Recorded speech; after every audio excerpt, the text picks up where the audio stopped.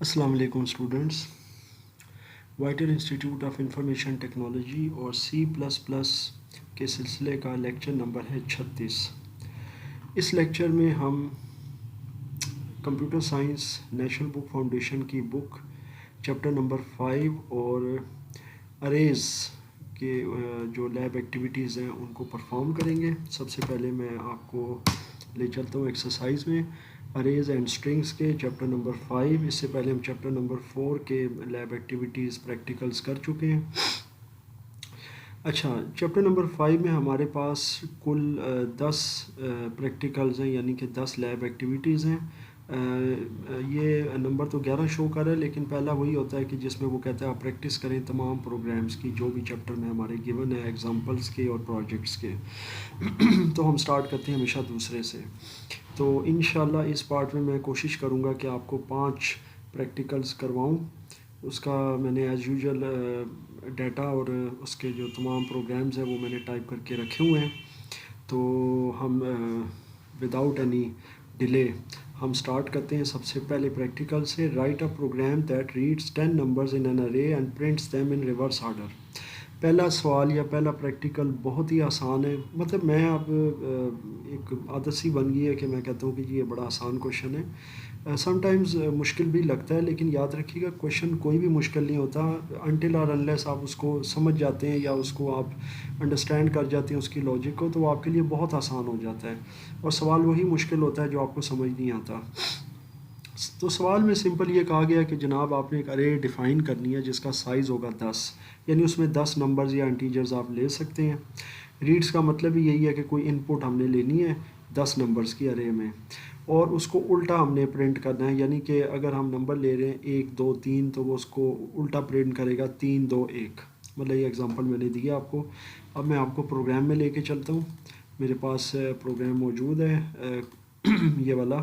इसको मैं कॉपी कर लेता हूँ यहाँ से, और इसके बाद जनाब मैं इसको डेव सी प्लस प्लस के कंपाइलर में पेस्ट कर देता हूँ। पेस्ट करने के बाद मैं F9 करूँगा कंपाइल के लिए, और एज़ यूजुअल वो पूछेगा कि जी इसको सेव करना है। तो क्वेश्चंस के नाम से मैं इसको सेव कर देता हूँ। सेव करने के बाद मैं F10 करूँगा, और ये मैं आ गया हूँ जनाब प्रॉम्प्ट में। तो मैं यहाँ पर उसने मुझे जैसा कि कहा है, अब पहले मैं आपको ये दिखा देता हूँ कि 10 नंबर मैंने टेक करने हैं, इन टेक करने हैं, यानी कि एज इनपुट। यहाँ पर कोई नंबर चूँकि गिवन नहीं है, लिहाजा मैं अपनी मर्ज़ी से कोई भी नंबर्स ले सकता हूँ।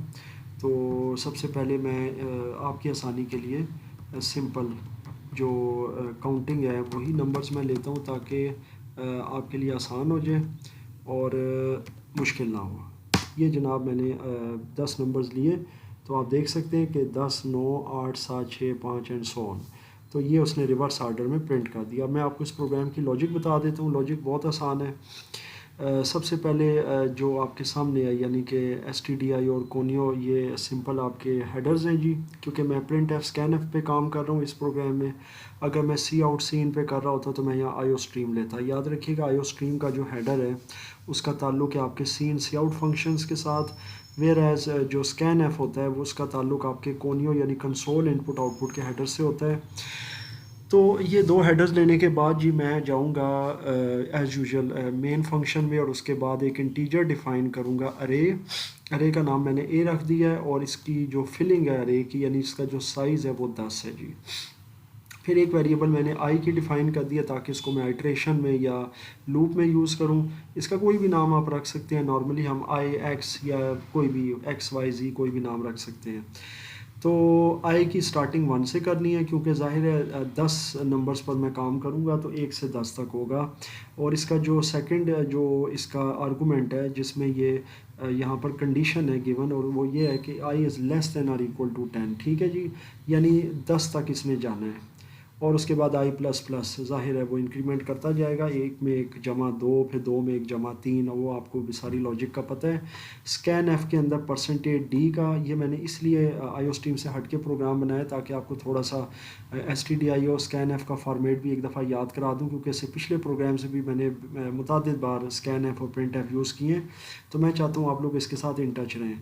स्कैन एफ में हम लाजमी ये एक फॉर्मेट स्पेसिफाइड देते हैं परसेंटेज डी, क्योंकि हम डील करें इंटीजर्स को। उसके बाद एम्परसेंड ए, और चूँकि ये एक अरे वेरिएबल है तो ये हम स्क्वायर ब्रैकेट्स में इसका जो स्क्रिप्ट होगा यानी इसकी जो साइज़ होगा वो हम दे देंगे। साइज़ को हम जो है वो एक्सेस कर रहे हैं एक लूप से, तो इसलिए लूप वेरिएबल आई हो जाएगी। उसके बाद हम यहाँ पर दे देंगे रिवर्स ऑर्डर में यानी रिवर्स अरे एलिमेंट्स।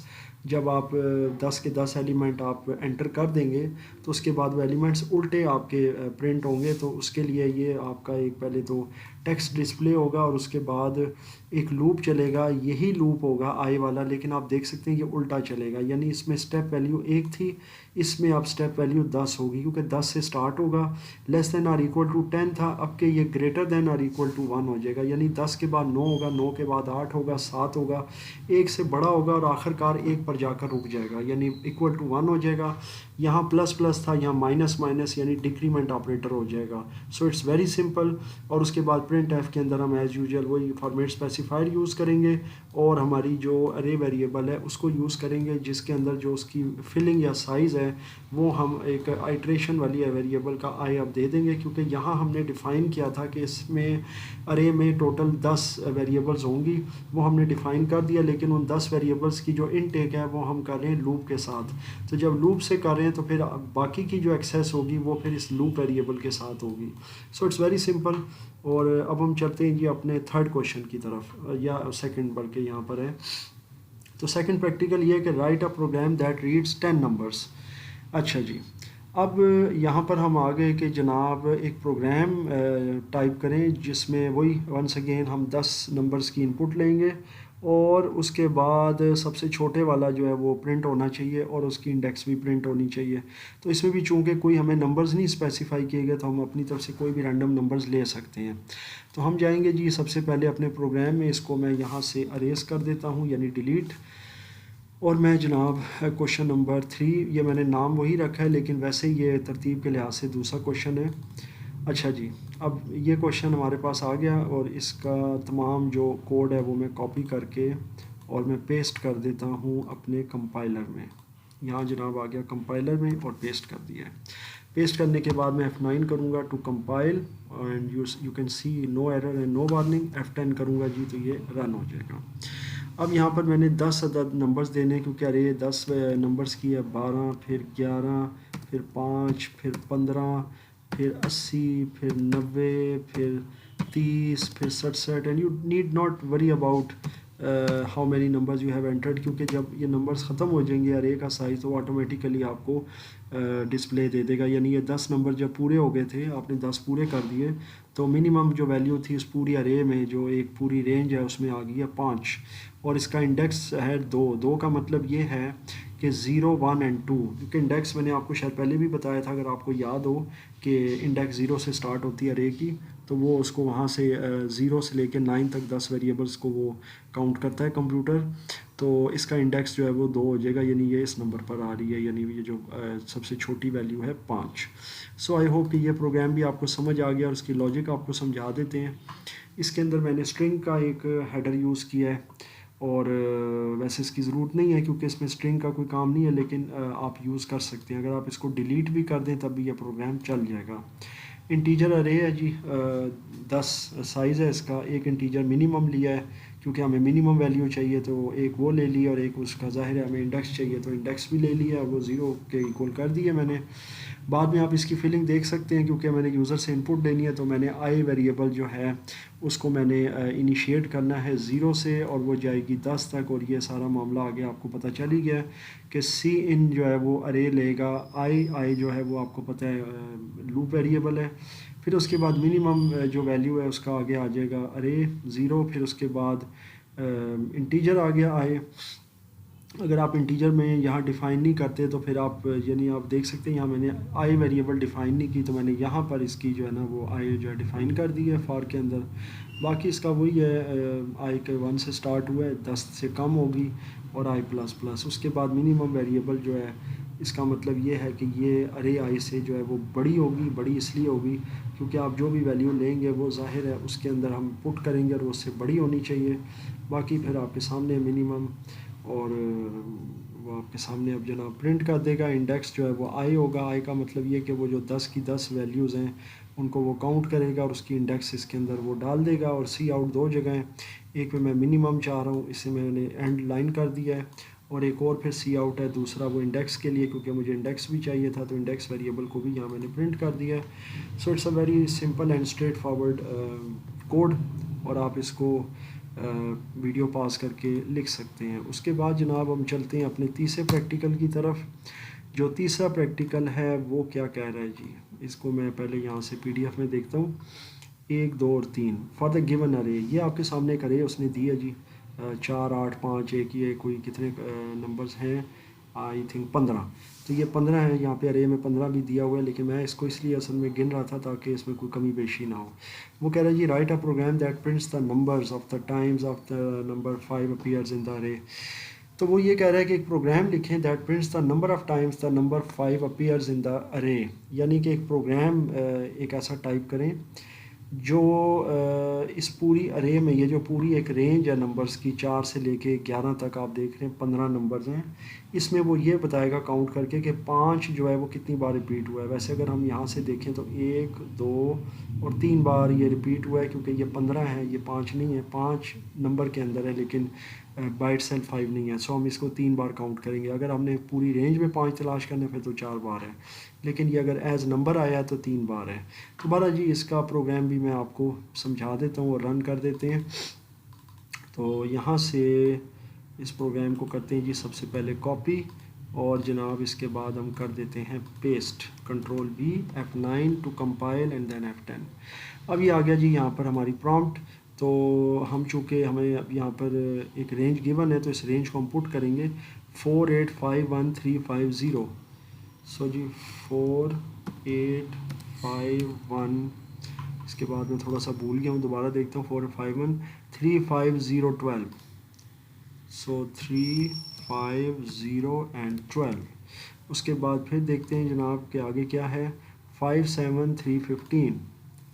So 573 and 15। उसके बाद देखते हैं जी वंस अगेन 8 4 एंड 11।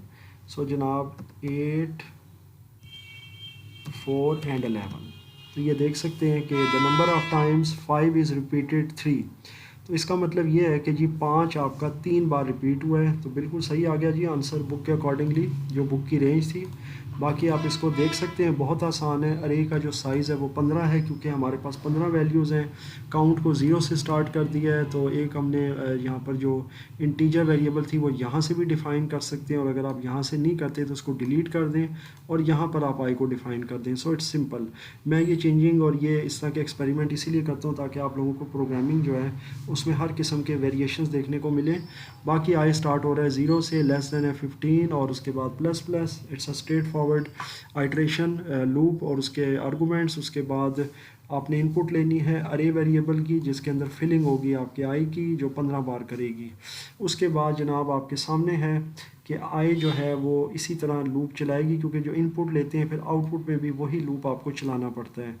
और फिर यहाँ पर एक आ गया हमारे पास कंडीशन, एक कंडीशन स्टेटमेंट कि इफ़ अरे आई, यानी जो भी अरे हमने उसके अंदर दे दिया, आई का मतलब है 15 बार। ये जो आई है लूप है आपका, ये 15 है, मतलब इसकी वैल्यू, क्योंकि हमने 15 वैल्यूज़ एंटर की हैं। तो वो ये कह रहा है कि अगर ये 5 के इक्वल है, यानी कि वट एवर जो भी वैल्यूज़ हैं, तो काउंट करें प्लस प्लस, यानी कि फिर उसको वो इंक्रीमेंट से वो काउंट करता रहे, 1 + 1 2 2 + 1 3, तो वो काउंट करेगा। तो फिर अगर 3 बार है तो जैसे 3 बार था तो उसने 3 बार बताया, अगर 6 बार होगा तो 6 बार बताएगा, 7 बार होगा तो 7 बार।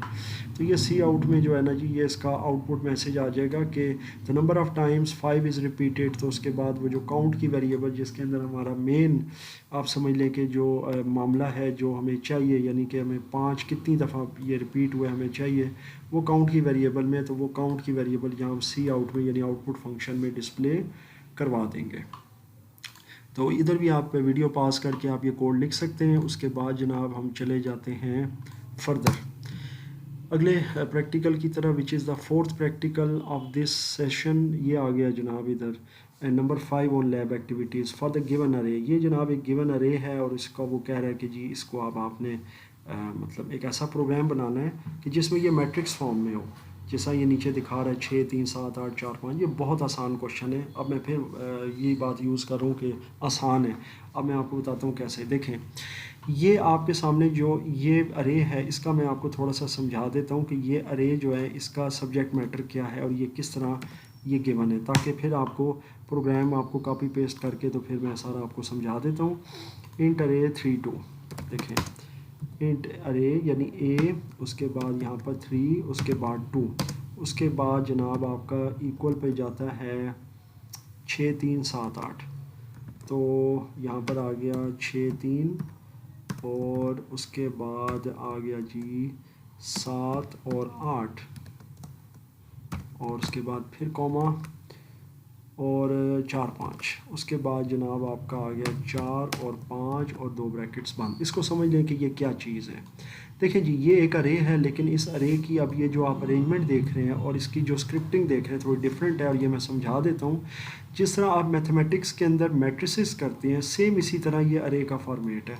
अब मैट्रिसेस आपको याद आ गए होंगे मैथमेटिक्स के अंदर कि जो मैट्रिसेस होते हैं उनका ऑर्डर होता है रो मल्टीप्लाई बाय कॉलम, यानी किसी भी मैट्रिक्स का जो ऑर्डर होगा वो रो टाइम्स कॉलम होगा, यानी आर मल्टीप्लाई बाय सी। पहले रोज़, नंबर ऑफ रोज़ देखी जाएंगी, फिर कॉलम।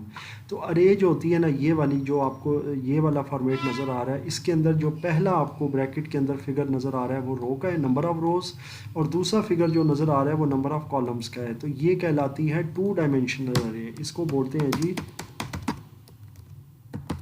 2 डायमेंशनल अरे। 2 डायमेंशनल का मतलब होता है DIMEN,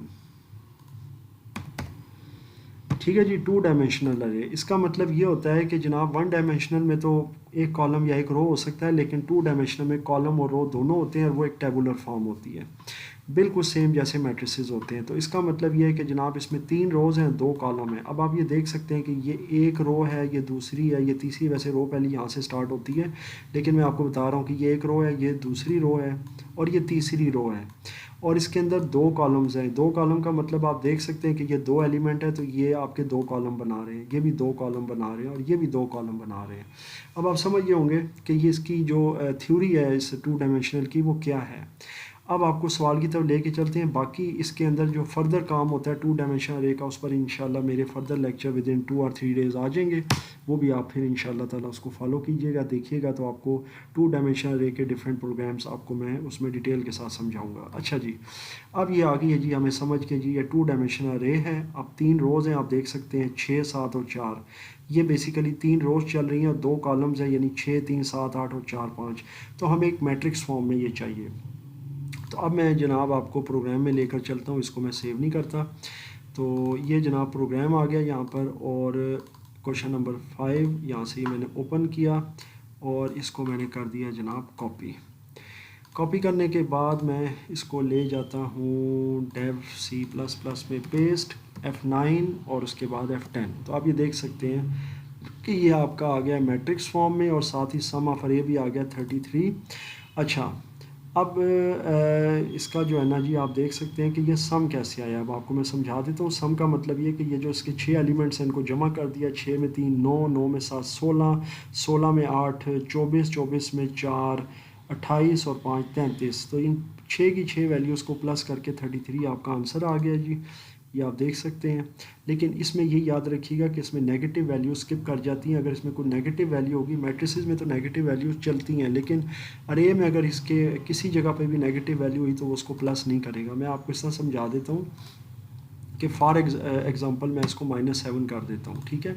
अब मैं F9 करता हूँ और साथ ही F10 करता हूँ, तो आप देख सकते हैं कि ये 19 आया है। 19 इसलिए आया कि उसने 6 और 3 किए हैं 9, 9 में 8 17, 17 में 4 21 और 5 26, और उसके बाद ये पूरा था 33। 33 में से जब ये निकाले, ये सॉरी 26 में से, तो उसने ये 7 निकाले, तो ये आ गया जनाब 19। तो अब आई होप कि आपको ये चीज़ समझ आ गई है कि उसने किस तरीके से इसको माइनस किया है। 6 और 3 9 और 8 17, 5 22 और 4 26। 26 में से जब 7 निकाले तो जवाब आ गया 19। तो ये चीज़ उसमें से माइनस हो जाएगी, सिर्फ़ और सिर्फ आपकी ये प्लस होंगी और ये माइनस। तो आई होप कि आपको माइनस का कॉन्सेप्ट भी समझ आ गया है। अब आपको ये प्रोग्राम की लॉजिक भी बता देता हूँ क्या है। प्रोग्राम की लॉजिक ये है कि जनाब ये तो मैंने आपको समझा दिया 2 डायमेंशनल अरे का। बाकी आपके पास इंटीजर है एक सम, उसको मैंने 0 के इक्वल कर दिया है। और दो वेरिएबल्स आई और जे मैंने लिए हैं। इनको आप अलहदा से यहाँ इंटीजर में भी डिफ़ाइन कर सकते हैं। अगर आप यहाँ नहीं करते तो ये देखें, मैं इसका कोड यहाँ से डिलीट कर देता हूँ ये, और ये इंटीजर है सम, और इसी तरह कॉमा दें आई और कॉमा दें जे, तो ये इधर भी डिफ़ाइन हो सकती हैं। और आप सिंपली इसको देख सकते हैं कि जो आई है वो आपकी किसको रिप्रेजेंट कर रही है, रोज़ को, और जे जो वेरिएबल है वो किसको रिप्रेजेंट कर रही है, कॉलम्स को। आप ये देख सकते हैं स्टार्ट हो रहे हैं ज़ीरो से, तो आई की वैल्यू लेस दैन है 3 और जे की है लेस दैन 2, बाकी वही है प्लस प्लस। और उसके बाद सम की वैल्यू जो होगी वो किसके साथ जमा होगी, इस 2 डायमेंशनल अरे के साथ। और वंस अगेन हमने वही काम किया है कि ये जो रोज़ थी, क्योंकि इसमें दो स्क्रिप्ट हैं, आप देख सकते हैं ड्यूल स्क्रिप्ट चल रहे हैं, एक रो का और एक कॉलम्स का। तो रो के अंदर आई और कॉलम्स के अंदर जे, ये मैंने फिल कर दिए हैं। और उसके बाद सी आउट कर दिया इसके साथ, और ये टी मैंने इसीलिए दिया ताकि ये यहाँ पर आपको टैब स्पेसेस, यानी कि यहाँ पर मैं भी आपको दिखा देता हूँ, कंपाइल करके ये देख सकते हैं इनके दरमियान स्पेस है, टैब स्पेस, तो इसलिए ये दे दिया। बाकी end of line and sum of अरे जो है ना, उसमें फिर मैंने बाद में सम को भी कर दिया ताकि इनका जो रोज़ और कॉलम्स के जितने भी एलिमेंट्स हैं, यहाँ पर कितने एलिमेंट हैं, 6, तो इन 6 के 6 का सम जो है ना वो इस सम वेरिएबल में होगा, और बाद में मैं इसको डिस्प्ले करवा लूँगा आउटपुट फंक्शन सी आउट से। सो आई होप कि आपको ये प्रोग्राम भी समझ आ गया है। अच्छा जी, अब इसके बाद अब हम चलते हैं लास्ट प्रैक्टिकल की तरफ अब तक का इस सेशन का, which is for the given अरे, और वो ये कह रहा है कि जी ये अरे है आपके पास, write a program to find the sum of positive numbers. अच्छा जी, अब हमने पॉजिटिव नंबर्स का सम करना है। जैसे मैंने पहले आपको पिछली अरे में बताया कि इसमें मैंने आपको एक नेगेटिव करके बताया, फिर आपको उसका भी थ्योरी समझ आ गई। अब उसने हमें ये कहा है कि ये अरे है जी, और अब आपको ये भी समझ आ गई है कि ये 2 डायमेंशनल अरे है। इसमें 3 आपके पास रोज़ हैं, 4 कॉलम हैं, और नज़र भी आ रहा होगा आपको कि उन्होंने अब दी ही इसी तरह है, मतलब एक मैट्रिक्स की शक्ल में। वैसे मैट्रिक्स नहीं है तो अरे है, लेकिन अब एक लाइन में नहीं है जिस तरह ये थी। अब आपको समझ आ गई कि ये 1 2 3 4 इसका कॉलम है और 1 2 3 रोज़ हैं, ठीक है। तो वो कह रहा है कि एक ऐसा प्रोग्राम बनाएं कि इसके सिर्फ अंदर जो पॉजिटिव नंबर्स हैं, अब आप देख सकते हैं पॉजिटिव कौन से हैं, 4 और 18, फिर 11। ऊपर वाली रो में 3 एलिमेंट्स हैं, नीचे वाली रो में भी 3 है, 5 नहीं 2 हैं, 10 और 12। फिर उससे नीचे वाली में 15 17 18 3 एलिमेंट्स हैं। तो ये टोटल आपके जनाब 8 एलिमेंट्स पॉजिटिव बनते हैं, और 1 2 3 और 4 एलिमेंट नेगेटिव बनते हैं। तो इनका हमें सिर्फ पॉजिटिव नंबर्स का सम चाहिए। तो इसके लिए हम चलते हैं अपने इस सेशन के लास्ट प्रैक्टिकल की तरफ और इसको अब हम सबसे पहले कॉपी पेस्ट करके चलाते हैं, और उसके बाद इंशाल्लाह इसकी लॉजिक समझते हैं। तो सबसे पहले आप आ जाएँ कंपाइलर में, पेस्ट करें F9 to compile and F10 to run. ये देख सकते हैं आप कि ये 4 18 -16 और 11 पहले देख लें वैल्यूज़, ठीक है। 5 10 2 और 12 बाकी वो माइनस हैं 2 और, ठीक है। 15 -3 17 18, तो ये आ गया जी 15 -3 17 18, बिल्कुल ठीक है। और इसका सम जो उसने निकाला है वो है 105। मींस ये कि इसमें जो पॉजिटिव नंबर्स हैं 4 और 18 22, उसके बाद 11 33, उसके बाद ये 10 43, उसके बाद 12 55, उसके बाद 15 70, उसके बाद 17 87 और 18 जो है इसमें जमा करें तो 105 आता है। यानी सिर्फ पॉजिटिव नंबर्स को उसने जमा किया और नेगेटिव नंबर्स इग्नोर कर दिए हैं। और ये नेगेटिव नंबर्स टोटल हैं जी 3 और 4 नेगेटिव नंबर्स हैं। अब आपको मैं इस प्रोग्राम की लॉजिक समझा देता हूँ, बहुत आसान है।